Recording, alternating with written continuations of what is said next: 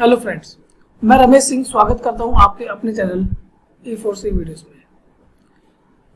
दोस्तों, आज का हमारा टॉपिक है rules of debit credit. Rules of debit credit ये बहुत ही इंपॉर्टेंट टॉपिक है। हमारी पूरी अकाउंट्स जो है 11th के अकाउंट्स, 11th की क्या इससे आगे की जितनी भी अकाउंट्स आप पढ़ने वाले हैं, पूरी की पूरी अकाउंट्स इसी टॉपिक पे डिपेंडेंट है, rules of debit and credit.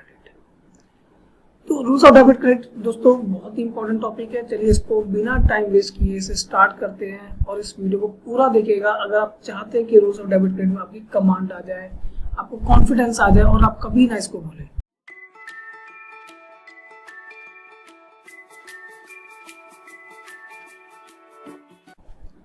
अब देखिए, रूल्स ऑफ डेबिट क्रेडिट को अगर हम स्टार्ट करें तो इससे पहले हमें सबसे पहले अकाउंट्स के बारे में सोचना पड़ेगा। अकाउंट कि भाई अकाउंट क्या है। देखिए, अकाउंट क्या है। Account is a summarised record.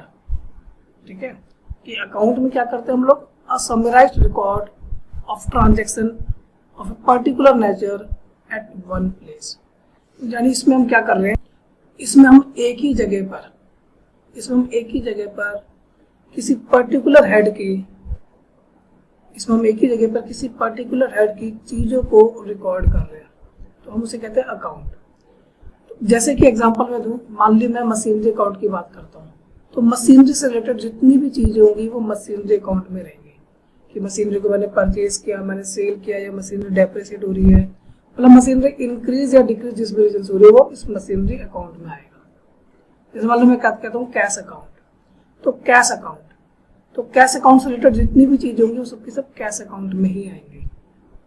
ठीक है, तो अकाउंट क्या है। Account is a summarized record of transaction at one place relating to a particular head। और ये सिर्फ ट्रांजेक्शन्स को रिकॉर्ड नहीं करता, उसके अमाउंट को, उसके इफेक्ट को, कि वो इंक्रीज हो रहा है कि डिक्रीज हो रहा है, अकाउंट में सारी चीजें दिखाई जाती है। और अकाउंट जो होता है ये टी फॉर्म शेप में होता है। इसमें हम क्या करते हैं, अपने पेज को दो हिस्सों में डिवाइड कर देते हैं, एक लेफ्ट वाला पोर्शन और एक राइट वाला पोर्शन। अब जैसे होता क्या, जब हम कोई ट्रांजैक्शन होती है, जैसे आपने अकाउंटिंग इक्वेशन में पढ़ा भी है कि भाई हर ट्रांजैक्शन का डबल इफेक्ट होता है, कोई इंक्रीज हो रहा होता है तो कोई डिक्रीज हो रहा होता है, या दोनों इंक्रीज होते हैं या डिक्रीज होते हैं। तो यहाँ पे भी अकाउंट में भी ऐसा ही है। अकाउंट जो कि मैंने पेज को देखो दो हिस्से में बांट दिया टी फॉर्म शेप में, तो इसमें क्या है, इसमें या तो हमारा अकाउंट इंक्रीज हो रहा होगा या हमारा अकाउंट डिक्रीज हो रहा होगा। तो हमें ये देखना होता है कि हमें अपनी इस इंक्रीज को या डिक्रीज को किस साइड रिकॉर्ड करना है, डेबिट साइड रिकॉर्ड करना है कि इसे क्रेडिट साइड रिकॉर्ड करना है। ये जो हमें जवाब देता है, ये हमें जवाब देता है rules of debit and credit. ठीक है, तो rules of debit credit start करने से पहले हमें अकाउंट्स को समझना बहुत जरूरी था, तो वो हमने समझ लिया। अब हम rules of debit credit start कर सकते हैं। अब देखिए, रूल्स ऑफ डेबिट क्रेडिट में स्टार्ट करूं उससे पहले फिर से मैं अकाउंट पे आऊंगा।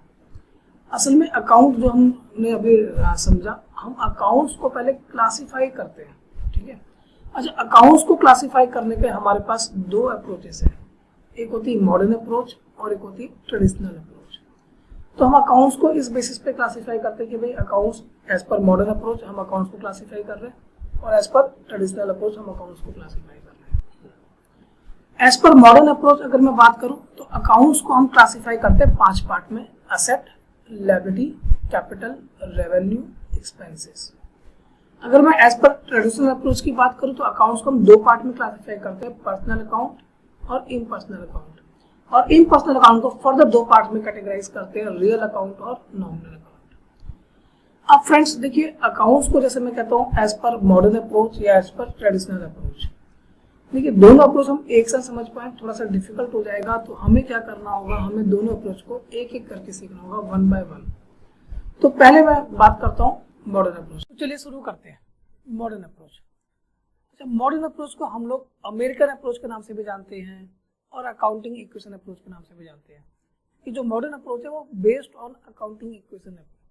जैसे अकाउंटिंग इक्वेशन देखते हैं कोई चीज इंक्रीज हो रही है या कोई चीज डिक्रीज हो रही है तो हम उसे प्लस करते हैं, माइनस करते हैं। तो यहाँ पर भी जो हमारी मॉडर्न अप्रोच है वो इसी बेस पे बनी हुई है कि हमें किसी चीज को डेबिट करना है कि क्रेडिट करना है, वो डिपेंड करता है कि वो इंक्रीज हो रही है कि वो डिक्रीज हो रही है। अब देखिए, जैसे मैंने बताया अकाउंट्स को हम लोग 5 पार्ट में कैटेगराइज कर रहे हैं, असेट, लायबिलिटी, कैपिटल, रेवेन्यू और एक्सपेंसेस। तो यहाँ पे हमने ना ग्रुपिंग कर दी है। ग्रुपिंग कैसे करी है कि भाई एक हमारा डेबिट ग्रुप है और एक हमारा क्रेडिट ग्रुप है। तो हमने क्या करा, डेबिट ग्रुप में असेट और एक्सपेंसेस को इंक्लूड कर लिया और क्रेडिट ग्रुप में लायबिलिटी, कैपिटल और रेवेन्यू को इंक्लूड कर लिया। ठीक है, यानी हमारे डेबिट ग्रुप में आ गए असेट और एक्सपेंसेस और क्रेडिट ग्रुप में आ गए लायबिलिटी, कैपिटल और रेवेन्यू। अब देखिए ग्रुपिंग से फायदा क्या है। देखिए अब जैसे मान लो मैं कहता हूँ असेट मेरा डेबिट ग्रुप है ना, यानी असेट का जो है डेबिट बैलेंस है। अब देखिए जैसे मैंने कहा ये अकाउंटिंग इक्वेशन पे बेस्ड है, तो अब या तो असेट मेरी इंक्रीज होगी या असेट मेरी डिक्रीज होगी। अच्छा, अगर असेट इंक्रीज होगी तो उसे डेबिट करना है कि क्रेडिट करना है, तो इसके लिए मुझे देखना पड़ेगा असेट का बैलेंस कौन सा है। असेट का डेबिट बैलेंस है, यानी असेट अगर इंक्रीज होगी तो हम उसे डेबिट करेंगे और डिक्रीज होगी तो हम उसे क्रेडिट करेंगे। सिंपल। यानी आपको क्या देखना है कि भाई वो किस ग्रुप में है, डेबिट ग्रुप में कि क्रेडिट ग्रुप में। जैसे कि मान लीजिए कैपिटल है, कैपिटल क्रेडिट ग्रुप में। अब कैपिटल भी या तो इंक्रीज हो रहा होगा या डिक्रीज हो रहा होगा। अब क्योंकि कैपिटल क्रेडिट ग्रुप में अगर ये इंक्रीज होगा तो इसे हम क्रेडिट कर देंगे और अगर ये डिक्रीज होगा तो इसे हम डेबिट कर देंगे। तो सिंपल सी बात है भाई, डेबिट ग्रुप और क्रेडिट ग्रुप। अगर आप डेबिट ग्रुप में हो तो इंक्रीज होगे तो डेबिट और डिक्रीज होगे तो क्रेडिट। अगर आप क्रेडिट ग्रुप में है तो इंक्रीज होंगे तो क्रेडिट और डिक्रीज होंगे तो डेबिट। और हमारे यहाँ पे डेबिट ग्रुप में कौन कौन है, डेबिट ग्रुप में असेट है और एक्सपेंस है। यानी असेट और एक्सपेंस जब भी इंक्रीज होगा उसे डेबिट करेंगे, जब भी वो डिक्रीज होगा उसे हम क्रेडिट करेंगे। क्रेडिट ग्रुप में लायबिलिटी है, कैपिटल है, रेवेन्यू है। यानी ये अगर इंक्रीज होंगे तो इसे क्रेडिट करेंगे और डिक्रीज होंगे तो इसे डेबिट करेंगे। ठीक है, तो यहाँ पे देखो रूल क्या बन गया, अगर देखें तो असेट के लिए रूल बन जाएगा debit when increase in asset, credit when decrease in asset. कि जब असेट बढ़ेगा तो उसे डेबिट और घटेगा तो क्रेडिट। सेम ऐसे एक्सपेंस के लिए debit when increase in expense, credit when decrease in expense. ऐसे लायबिलिटी, कैपिटल, रेवेन्यू के लिए इनका क्रेडिट बैलेंस होता है।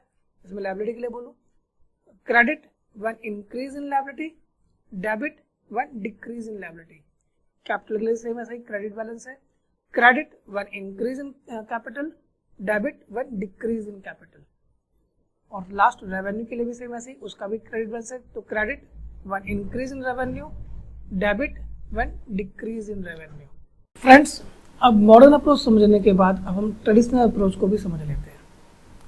देखिए ट्रेडिशनल अप्रोच के अकॉर्डिंग हम लोग अकाउंट्स को दो पार्ट में कैटेगराइज करते हैं, एक पर्सनल अकाउंट और दूसरा इम्पर्सनल अकाउंट।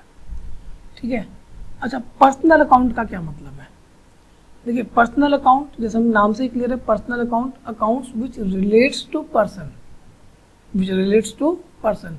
अगर वो पर्सन से रिलेटेड है तो वो हमारे पर्सनल अकाउंट में आ जाएंगे। और persons further can be categorise into 3 parts, artificial person, natural person और रिप्रेजेंटेटिव पर्सन। ठीक है, कौन कौन से, नेचुरल पर्सन, आर्टिफिशियल पर्सन और रिप्रेजेंटेटिव पर्सन। कि हमारे नेचुरल पर्सन भी होते हैं, आर्टिफिशियल पर्सन भी होते हैं और रिप्रेजेंटेटिव। अब नेचुरल पर्सन जैसे नाम से क्लियर, नेचुरल पर्सन मतलब ऐसे पर्सन जो क्रिएटेड बाय नेचर, जैसे कहते हैं क्रिएशन ऑफ गॉड। हम जो लोग हैं, ठीक है, हम इंसान, ठीक है, we are creation of God, यानी we are natural person created by nature. तो हम जैसे जितने भी लोग होंगे वो सब के सब नेचुरल पर्सन में कवर होंगे। अच्छा आर्टिफिशियल पर्सन जिसे आप कह सकते हैं जो लॉ के तहत या हमारी आपसी एग्रीमेंट के तहत जो चीज़ें बन जाती हैं, ठीक है, जिनकी एक आइडेंटिटी बन जाती है, उन्हें हम कहते हैं आर्टिफिशियल पर्सन। जैसे कंपनी है, कंपनीज को हम कंपनी एक्ट में रजिस्टर्ड करते हैं तो उसकी एक अलग आइडेंटिटी बन जाती है। ठीक है, जैसे मान लो 2 लोग मिलकर पार्टनरशिप बिजनेस रन कर रहे हैं तो उस पार्टनरशिप की एक अलग आइडेंटिटी बन जाती है। ठीक है, जो इन दोनों पार्टनर से बिल्कुल अलग होगी, तो हम इसे क्या कहते हैं, आर्टिफिशियल पर्सन। ठीक है, जो पार्टनरशिप की एक अलग आइडेंटिटी बन गई, कंपनी की एक अलग आइडेंटिटी बन गई, जैसे आपका स्कूल है उसकी एक अलग आइडेंटिटी बन गई। ठीक है, तो ये सब क्या हमारे आर्टिफिशियल पर्सन जो क्रिएटेड बाय लॉ है या फिर created by our mutual relations. ठीक है, जैसे पार्टनरशिप की बात करें। अच्छा तीसरा होता है हमारा रिप्रेजेंटेटिव पर्सन। रिप्रेजेंटेटिव पर्सन जैसे नाम से क्लियर, जो किसी को रिप्रेजेंट कर रहा है, किसी ग्रुप को या किसी इंसान को रिप्रेजेंट कर रहा है, तो उसे हम कहते हैं रिप्रेजेंटेटिव पर्सन। जैसे एक एग्जांपल देता हूँ मैं आपको, जैसे मान लो मेरा एक एम्प्लॉय है मिस्टर एक्स, और उस मिस्टर एक्स ने पूरे महीने हमें सर्विस दी है, और उस पूरे महीने सर्विस देने के बाद अब उसकी सैलरी ड्यू हो गई है और हमने अभी महीना खत्म होने के बाद अभी तक उसकी सैलरी पे नहीं करी है। हमें पे करनी है लेकिन अभी पे नहीं करी है। तो यहाँ पे मिस्टर एक्स की सैलरी ड्यू तो हो गई है लेकिन अभी तक पे नहीं हुई है, तो इसे हम कहते हैं आउटस्टैंडिंग सैलरी। सैलरी देनी बाकी है, आउटस्टैंडिंग सैलरी।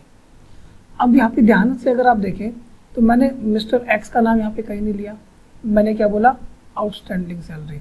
अब ये आउटस्टैंडिंग सैलरी किसको रिप्रेजेंट कर रही है? ये आउटस्टैंडिंग सैलरी मिस्टर एक्स को रिप्रेजेंट कर रही है, लेकिन हमने मिस्टर एक्स का नाम तो लिया नहीं। और सिर्फ एक मिस्टर एक्स ही थोड़े ना होंगे, हो सकता है मिस्टर वाई भी हो, मिस्टर जेड भी हो। तो आउटस्टैंडिंग सैलरी में हम क्या करते हैं, जितने भी हमारे ऐसे एम्प्लॉयज हैं उन सबको क्लब करके एक नाम लिख देते हैं, आउटस्टैंडिंग सैलरी। और सिर्फ आउटस्टैंडिंग सैलरी क्या हो सकता है, हमने किसी को एडवांस पेमेंट कर रखी हो, प्रीपेड सैलरी हो, प्रीपेड रेंट हो, ठीक है। तो हम यहाँ पर भी अगर ध्यान से देखें, जैसे मैं कहता हूँ प्रीपेड रेंट, तो हम किसी लैंडलॉर्ड का नाम नहीं लिख रहे कि मैंने उसे रेंट एडवांस में पे कर दिया, हम उसे क्या लिख रहे हैं, प्रीपेड रेंट। तो प्रीपेड रेंट उस इंसान को रिप्रेजेंट कर रहा है जिसको हमने एडवांस में पेमेंट करी है। तो ये क्या है, हमारे रिप्रेजेंटेटिव पर्सन, ठीक है। तो एज पर ट्रेडिशनल अप्रोच जो हमने पर्सनल अकाउंट और इम्पर्सनल अकाउंट दो पार्ट में कैटेगराइज किया। Personal account which relates to persons, और person can be natural person, artificial person और रिप्रेजेंटेटिव। और इस तरफ अगर मैं बात करूँ तो इम्पर्सनल। अब देखिए इम्पर्सनल अकाउंट, इम्पर्सनल अकाउंट नाम से क्लियर हो रहा है, इम्पर्सनल जो पर्सनल नहीं है, मतलब पर्सनल सारे इधर आ गए और जितने भी इम्पर्सनल यानी कि जो अदर देन पर्सनल की अगर मैं बात करूँ वो सब इम्पर्सनल में आ गए। और इम्पर्सनल को हम फर्दर दो पार्ट में कैटेगराइज करते हैं, रियल और नॉमिनल। रियल अकाउंट की अगर मैं पहले बात करूँ तो देखो रियल जैसे नाम से ही क्लियर हो, real which exist in nature, जो है, जो रियल में है, वेदर इट इज टेंजिबल और इट इज इनटेंजिबल, चाहे ये टेंजिबल हो चाहे इनटेंजिबल हो, लेकिन ये एग्जिस्ट करता हो, जो रियल में हो, उसे हम कहते हैं रियल अकाउंट। रियल अकाउंट में जैसे मैं कहूँ तो इसमें हमारी मशीनरी, बिल्डिंग, फर्नीचर देखो रियल में एग्जिस्ट करता है, स्टॉक, कैश बैलेंस, ये सब चीज़ें आ जाती है, ठीक है, जो टेंजिबल है। इनटेंजिबल की बात करूँ तो जैसे गुडविल, कॉपीराइट, ट्रेडमार्क, पेटेंट, ये सब चीज़ें आ जाती है। अच्छा दोस्तों, मैंने यहाँ पे गुडविल, कॉपीराइट, ट्रेडमार्क, पेटेंट इन सब का नाम लिया। अगर आप में से किसी को इसका मीनिंग अगर नहीं पता है, जानना चाहते हो और आप चाहते हो कि मैं इन टॉपिक्स के लिए अगर अलग से वीडियो बनाऊं, तो आप मुझे कमेंट बॉक्स में लिख के दीजिएगा, तो मैं इन टॉपिक्स की भी वीडियो आपको बना के दूंगा कि इनका क्या मतलब होता है, ठीक है। तो हम आगे बढ़ते हैं साथ में। अब तो देखिए रियल अकाउंट में तो हम कहते हैं कि जो एक्चुअली नहीं एग्जिस्ट करते हैं, वेदर इट इज टेंजिबल और इनटेंजिबल, ठीक है। तो इसके अंदर मैंने अगर आप एग्जांपल देखेंगे तो मैंने machinery, building, furniture, cash, stock, इनका एग्जांपल लिया। ये जैसे गुडविल, कॉपीराइट, पेटेंट, ट्रेडमार्क, इनका एग्जांपल लिया। ध्यान से अगर देखेंगे तो इसमें मैंने सारे असेट्स के एग्जांपल लिए, यानी रियल अकाउंट में हम कह सकते हैं कि सभी असेट इंक्लूड होती हैं, सभी एसेट इंक्लूड होते हैं, बट अदर देन कुछ असेट जो ऑलरेडी पर्सनल अकाउंट में इंक्लूड हो चुकी हैं। पर्सनल अकाउंट में कौन कौन से असेट इंक्लूड हो चुकी हैं?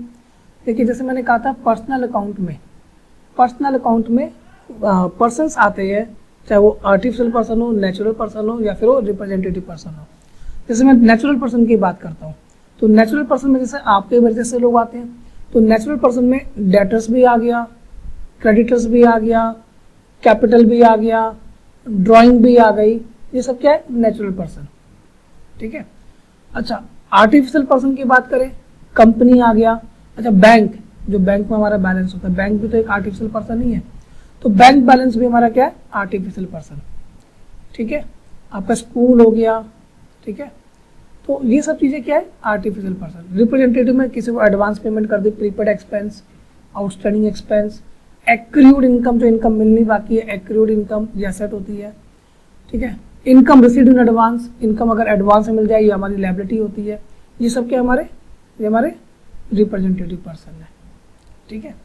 मैंने आपको कहा रियल अकाउंट में सभी एसेट आती है except those asset which already included in personal account, जो ऑलरेडी पर्सनल में इंक्लूड हो चुकी उनको छोड़ के बाकी सारी एसेट्स आ जाती हैं। तो किनको छोड़ना है, जो हमारी पर्सनल में इंक्लूड हो चुकी है। पर्सनल में क्या क्या इंक्लूड हो गया, बैंक बैलेंस हटा देंगे, डेटर्स हटा देंगे, बिल रिसीवेबल हटा देंगे, प्रीपेड एक्सपेंस हटा देंगे और एक्रूड इनकम ये भी हटा देंगे। क्यों? क्योंकि ऑलरेडी किस में इंक्लूड हो चुकी है, पर्सनल अकाउंट में, ठीक है। अच्छा, अब तीसरा पार्ट क्या हो रहा है कि हमारा नॉमिनल अकाउंट।